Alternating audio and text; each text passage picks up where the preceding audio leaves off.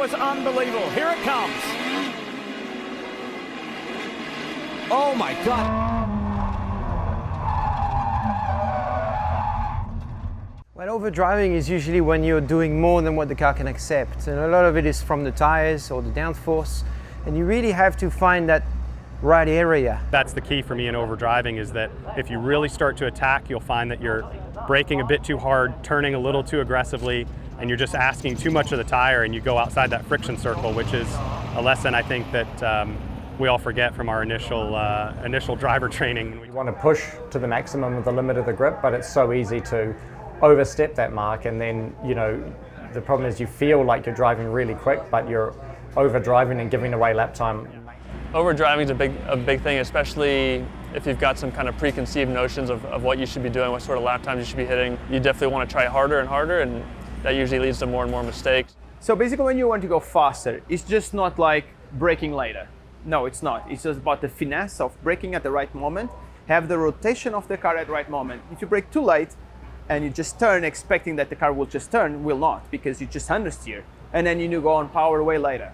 If you brake too early, you're going to lose time in the beginning. So you need to use your head to go fast, not just by will and, you know, being aggressive and like, no, I'm going. No, you need to think before you do.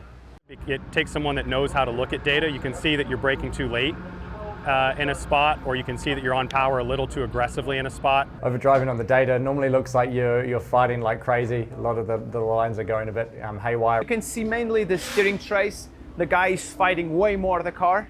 And then you look at some other guy that is like equally the same lap time, or sometimes it does not need to be much faster, but it does the same lap time with half of the effort. You can see very easily when you're overdriving, just based on the wheel inputs, lockups if you'll see in the wheel speed based on the front tires, RPM spikes from wheel spin. Your entries are usually a little bit stronger, your braking's a little bit later, but that getting back to throttle is a little bit delayed. So you're usually gaining on entries and losing on exits. The issue with overdriving shows up especially in moments where it really counts, like qualifying, or on track surfaces that are very abrasive and have high degradation. That makes the tires fall away very quickly. If you're overdriving, you're going to put too much temperature into the tires, too much tire pressure are going to build, and the tires are going to start feeling like a balloon. Degradation in the tires is obviously going to go up when you're overdriving. And you start to create too much surface temperature in the tire, which makes them go off a lot quicker.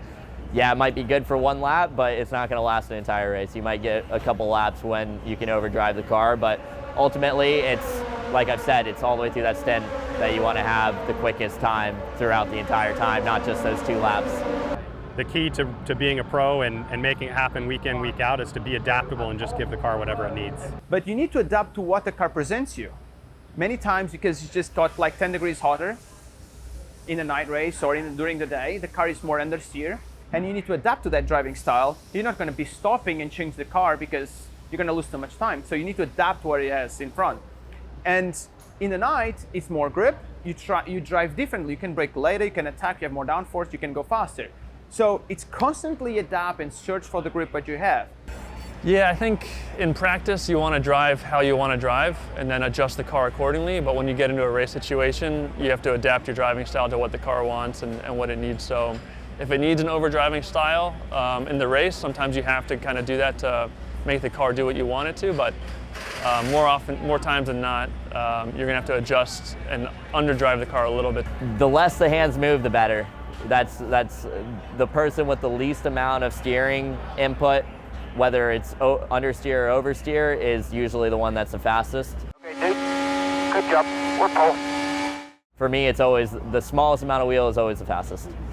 And you can see on the trace that one guy that's calm, you see will just one line down and turning out, and the other guy that is aggressive, he's constantly moving and he's getting beaten all the way on his body to do like a long race.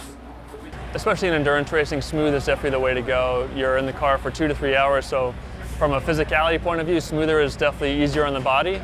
It's easier on the equipment. The last 24 hours, it's easier on the tires, easier on fuel, easier on brakes. I think that's a sign that getting around the corner fast is not the typical movie star Tokyo drift, get the thing sideways, and it might make for good photos and videos, but it's not the way to get around the course fast.